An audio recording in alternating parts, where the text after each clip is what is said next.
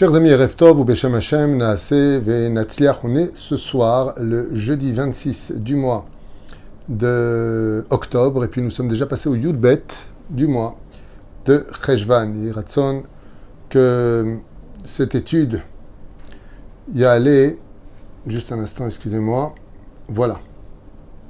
Donc je suis racheté par Suzy Léa et Jean Eli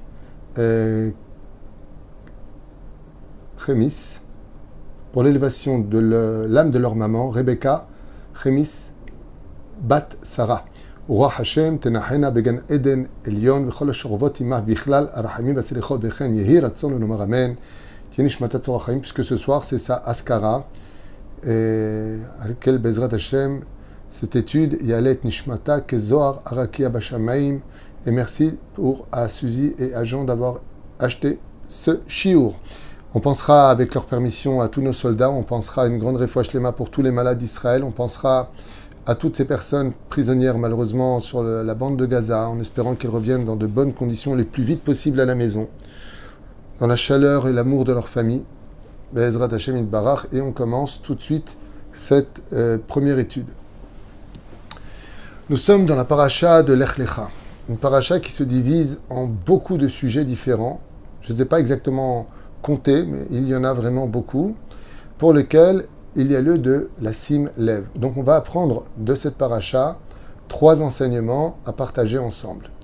Le premier, c'est Avraham Avinu, Alav Shalom, qui commence avec une épreuve très difficile. Avraham, on lui demande de partir de chez lui, du contexte qu'il a fait grandir, de l'endroit qu'il a vu se dévoiler après la fournaise ardente, Lech Lecha.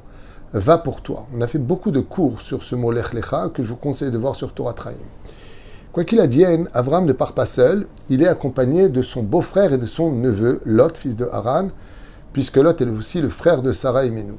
Et puis voilà que commence une situation très ambiguë, puisque Lot, voyant que Avraham n'a pas de descendance et qu'il est hariri, c'est-à-dire il est stérile, estime que c'est son seul proche parent, en fin de compte, qui serait l'héritier de la terre que Dieu a promis à Avraham au début de cette paracha. Lech lecha el haaret asher areka, vers cette terre que je veux te montrer, car je veux te la donner. Kelecha et tenena, toi et ta descendance, en parlant de Yitzhak et Yaakov, comme ça figurera 57 fois après dans la Torah. Et non pas toi Ishmaël ou toi Esav. Ou frère, en conséquence de cela, Lot va mal agir.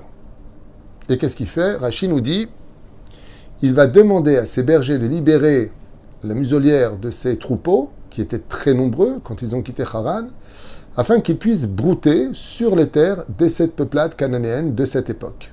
Car Israël s'appelait Canaan. Et voilà que Avraham Avinu a un gros problème avec l'identité de Lot. Pourquoi? Parce que Lot est physiquement ressemblant à Avraham comme 2 gouttes d'eau, physiquement.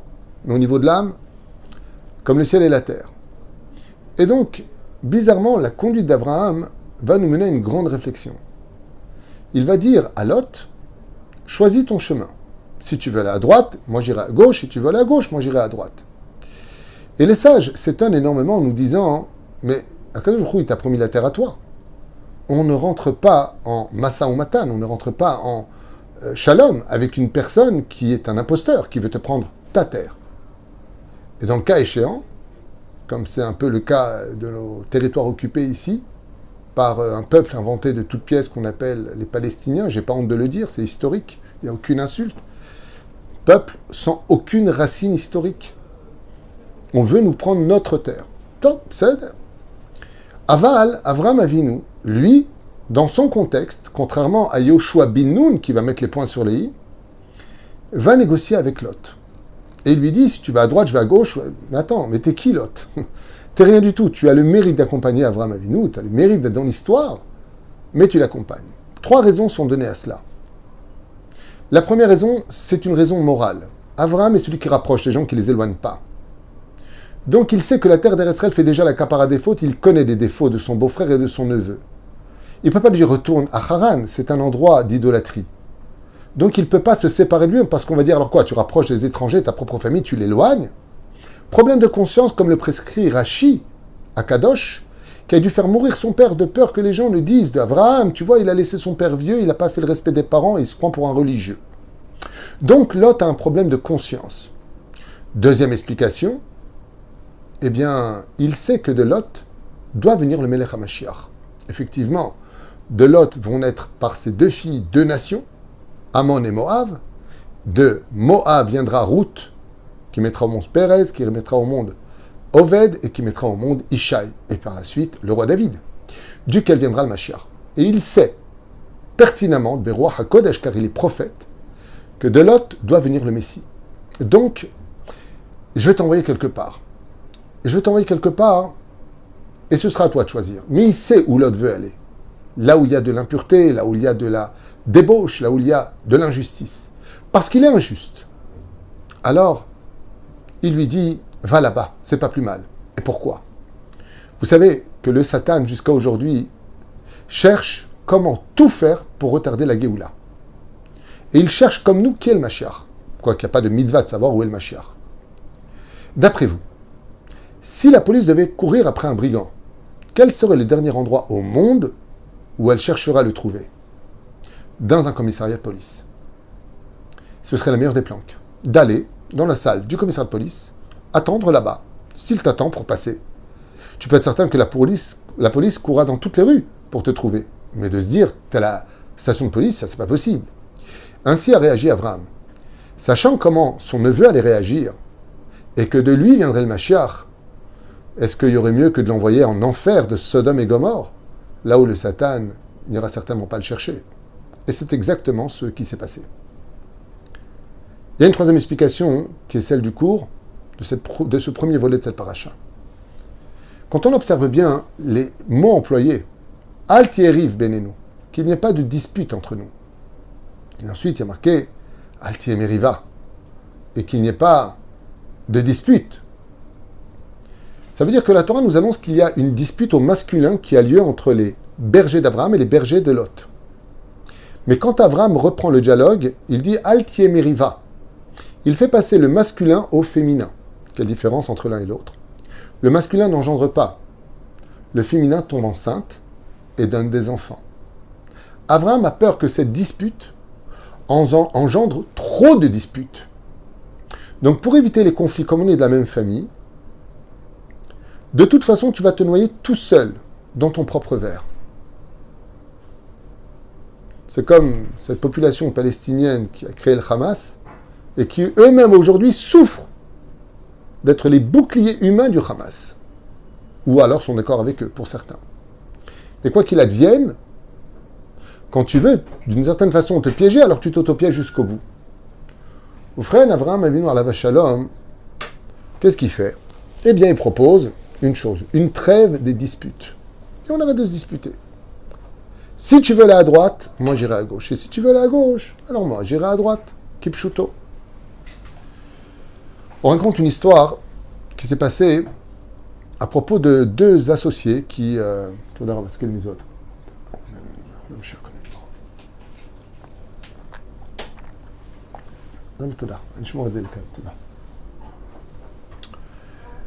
Deux associés qui avaient acheté un très beau terrain et sur lequel ils avaient construit un magnifique hôtel. Et puis voilà qu'au fur et à mesure du temps, ils ont commencé à se marier, puis les femmes ont commencé à influencer les associés, travailler plus que lui, pour qui il se prend, t'es pas son ouvrier, et hop. Ça a commencé alors que des fois se disputaient, mais engendraient des suites à cette dispute parce que les femmes se sont mêlées. Pour le bien-être de la famille ou pour leur justice, tu n'es pas son pigeon. Résultat, ça a apporté le malheur dans la société, et voilà qu'ils ont dû se séparer. Et quand ils se sont séparés, ils ont commencé à rentrer dans des comptes d'apothicaire, combien j'ai mis, combien tu as mis, combien j'ai travaillé. Et ils en sont arrivés à un point tel qu'ils sont partis au tribunal et ont failli se mettre en prison l'un et l'autre. Il y en a un qui est parti voir un très grand rave dont le nom m'échappe. J'ai oublié son nom. Et il lui a dit, voilà où j'en suis, voilà ce qui se passe. Et le rave lui a dit quelque chose d'invraisemblable, d'inimaginable. Il lui a dit, renonce. Et lui, comment ça renonce? Mais j'ai toutes les preuves. Vas-y, renonce, on parle d'une grosse fortune, Kvod Arav, vous n'avez pas compris. Et le Rav lui a dit, écoute, t'es venu me voir, ma réponse est, laisse-lui tout. Il lui a dit, je lui laisse tout, et moi je me retrouve sans rien.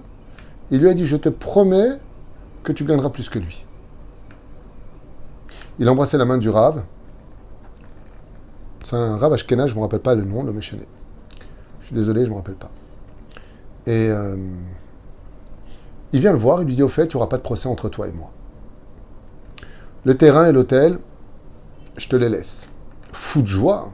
Ah, tu reconnais tes torts. Hein, hein. Je lui dis, pourquoi tu te disputes? Je te dis que je te le laisse. Il signe. Il signe les papiers et il s'en va. Et voilà que il commence à travailler, il ouvre une affaire. Il avait quand même un peu d'argent de côté. Et en un an, il vient voir son Rav et lui dit, je me suis tellement enrichi Kvod Arav que j'ai fait en un an ce que je n'ai pas fait en 20 ans d'association avec mon associé, qui d'ailleurs, j'ai entendu, où son hôtel aujourd'hui est super endetté. Il y a eu des problèmes de canalisation, il n'a pas fait les travaux, les clients sont partis, il est en procès contre eux. Moi, j'ai plus rien à voir avec tout ça. Mais par contre, je suis devenu extrêmement riche. Il lui a dit, et tu sais pourquoi? Il lui a dit, pour votre bracha. Et il lui a dit, non, c'est pas ma bracha qui t'a béni. C'est ta emuna trachamim. C'est parce que tu m'as fait confiance. Ainsi, comme c'est marqué dans la paracha, que Dieu bénit Abraham. Il lui dit, moi, je te donne cette terre. Alors, qu'est-ce qu'il en a à faire de l'autre qui lui dit, c'est aussi ma terre, t'as pas d'héritier? À quoi ça sert? Abraham, il a emunat Hashem. Abraham, il sait que ce que Dieu il dit, ça va se réaliser. Et effectivement, on va récupérer toute la terre d'Eretz Israël, et même la vie de Lot va être dépendant de la sauvegarde d'Abraham Avinu. Si on avait plus confiance en la parole de nos Chachamim, si on avait plus confiance en la valeur de notre Torah, on n'aurait pas besoin de se disputer même pour cette terre aujourd'hui en 2023. Parce que Akadosh Baruch Hu nous a promis cette terre. Mais est-ce que nous, on y croit vraiment? Parce que Dieu nous a demandé que cette terre était dépendante d'être Shomer Shabbat, d'être pudique, de faire une sincère teshuva, de vivre unis. Si on le faisait, on n'aurait pas tous ces problèmes d'aujourd'hui. On serait parti d'une petite histoire du mot rive, mais on n'aurait pas atteint le mot meriva, qui veut dire on aurait peut-être eu un conflit, mais pas des guerres qui n'en finissent pas. C'était le premier volet de cet enseignement que je voulais partager avec vous. Le deuxième n'en est pas moins intéressant. Lot est fait prisonnier. Abraham, comme je vous l'ai dit, il a un problème. C'est qu'il sait que le Mashiach doit venir de lui. Et donc il doit le sauver absolument. Le Midrash nous rapporte une autre explication très intéressante, qui dit que comme Nimrod voulait se venger d'Abraham Avinu après l'histoire de la tour de Babel et l'histoire de la fournaise ardente, qu'Abraham est sorti comme un héros, alors qu'il voulait le voir mourir aux yeux de tous pour montrer sa supériorité, il en voulait à Abraham. Et qu'est-ce qu'a fait Nimrod? Étant donné que Lot ressemblait à Abraham comme deux gouttes d'eau, il a dit, je vais aller faire prisonnier Lot, le faire passer pour Abraham et le mettre à mort, pour montrer ainsi donc que moi je suis plus fort que le Dieu d'Abraham puisque j'ai tué son seul représentant. Donc Abraham s'est empressé d'aller sauver l'autre et montrer à tout le monde que Lot n'était que son neveu, même s'il se ressemblait. Intéressant Midrash. Mais ce qui est très curieux, c'est que ces 5 rois face aux 4 rois dans lesquels Abraham va mettre une tannée incommensurable, sans perdre de vie de son côté, eh bien, il est parti avec combien? 318 de ses élèves.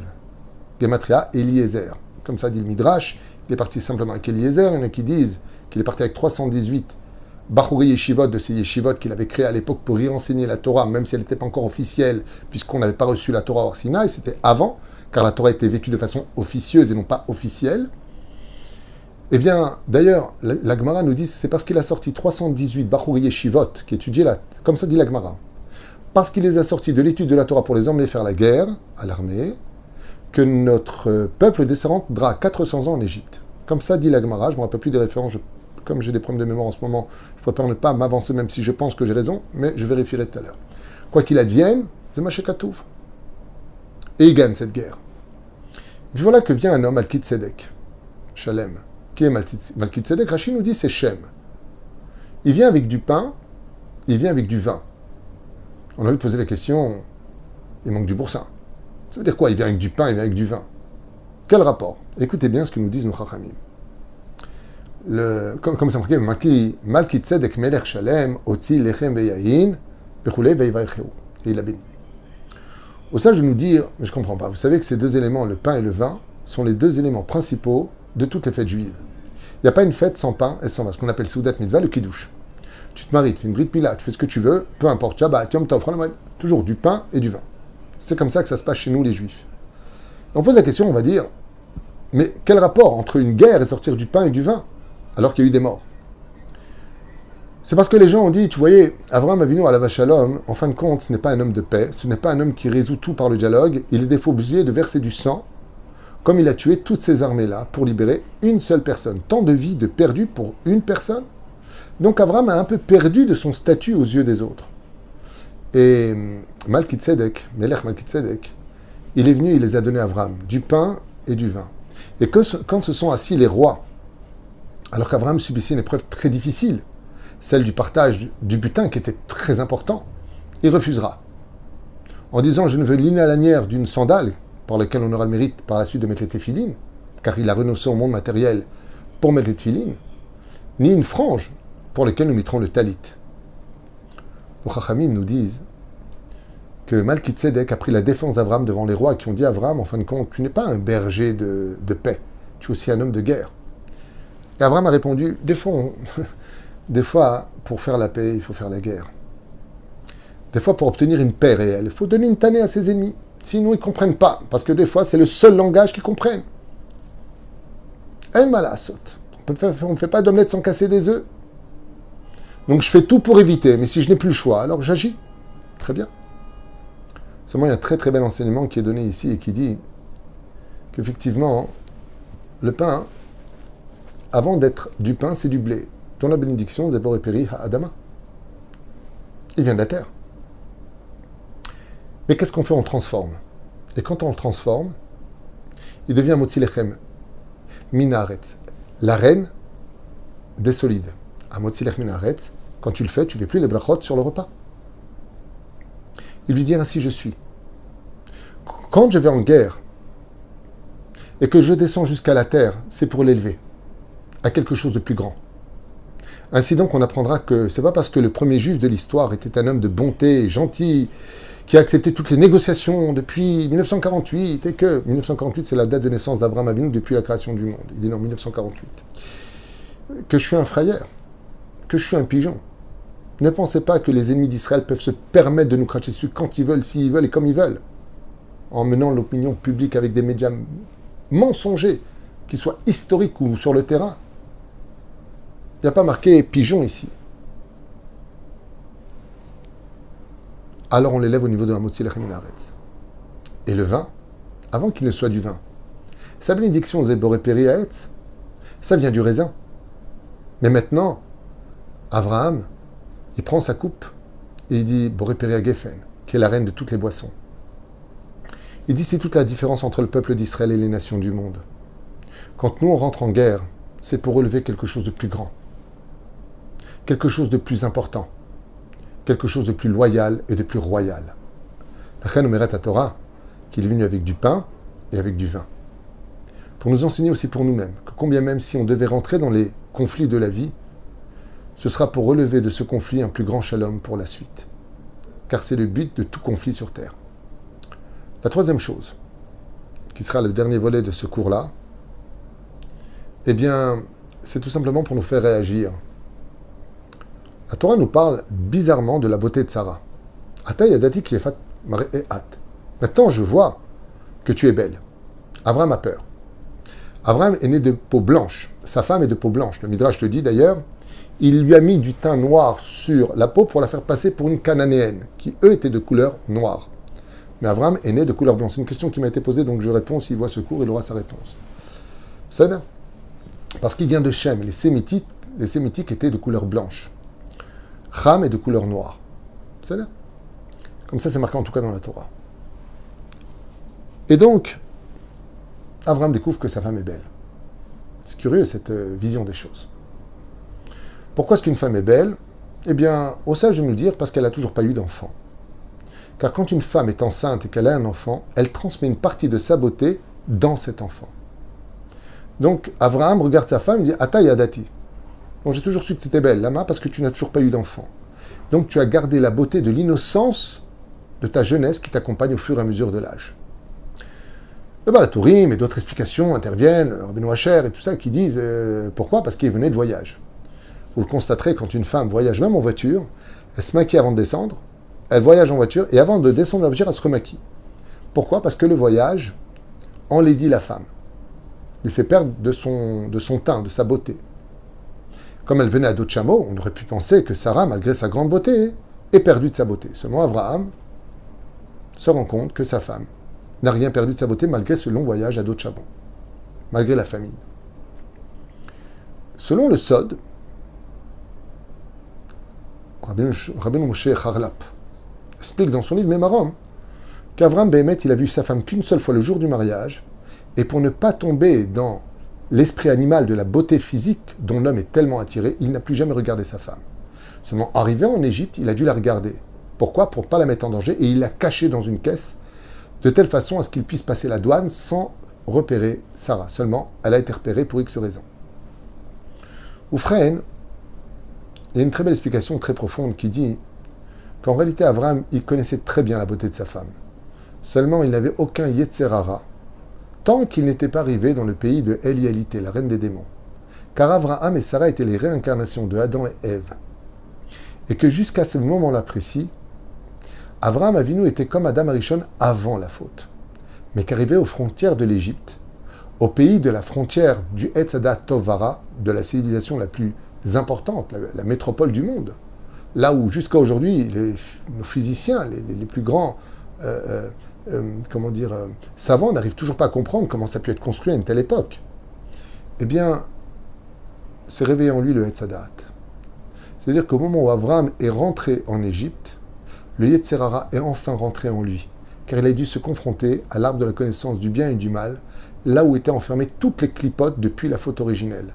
Et quand il a regardé sa femme, il dit « Atayadati, toujours j'ai vu que tu étais belle, mais je n'avais jamais ressenti comme aujourd'hui. » Oufren Chachamim insiste beaucoup sur le fait qu'une femme se doit d'être belle pour son mari, à un tel point que dans des exemples de la Gemara, Dieu va donner des salaires, ou alors va le stipuler à maintes reprises, comme ce fut le cas de Rachel, comme ce fut le cas de Rivka, comme ce fut le cas de Léa, comme ce fut le cas de Abigail, comme ce fut le cas de Rachav, comme ce fut le cas de Esther Amalka, Yosef Hatzadik. Pourquoi la Torah insiste-t-elle tellement sur le côté de la beauté? Chazal nous dit, comme l'écrit Rabbi Yehuda, dans son Kol Yehuda, j'ai oublié. Rabbi Yehuda, dans son livre Kol Yehuda, j'ai oublié son nom. Père de mémoire, Manassé. Il dit, parce que ça fait beaucoup de nachatroar. Quand un homme il a une épouse qui est belle d'apparence, qui se fait belle pour lui, Zeoselotamid Tov. Et Abraham remercie sa femme de toujours être belle à ses yeux, de toujours s'arranger pour lui, de toujours être à la hauteur, parce que l'homme et la femme sont un couple, même s'ils sont deux, voire trois, car il y a lui, il y a elle, et puis il y a eux. Et c'est un message universel pour toutes les générations de savoir combien ça fait toujours du bien à un homme qui a ce côté animal en lui. Ata yadati. Maintenant j'ai su, Bémet, combien tu étais belle. Ça veut dire que Sarah, on aurait pu penser d'elle, dit les Chachamim, que comme elle arrive en Égypte, c'est un pays de débauche, elle va s'en médire, elle va se faire moche. Mais elle a dit, c'est hors de question que je me protège sur le dos de mon mari. Mon mari, il ne faut pas qu'il faute. Mon mari, il faut qu'il soit fier de moi. Mon mari, il faut qu'il m'aime. Alors même face au danger, je resterai toujours belle. Et c'est ce que lui dit Abraham. Ainsi donc, il la cacha. 3 enseignements, Bezrat Hashem à retenir, alors qu'il y en a encore beaucoup d'autres à voir derrière. Baruch Adonai Leolam, Amen, Ve'amen, Vishinske le Shabbat Shalom Vorach, et un grand shalom sur terre le plus vite possible. Amen.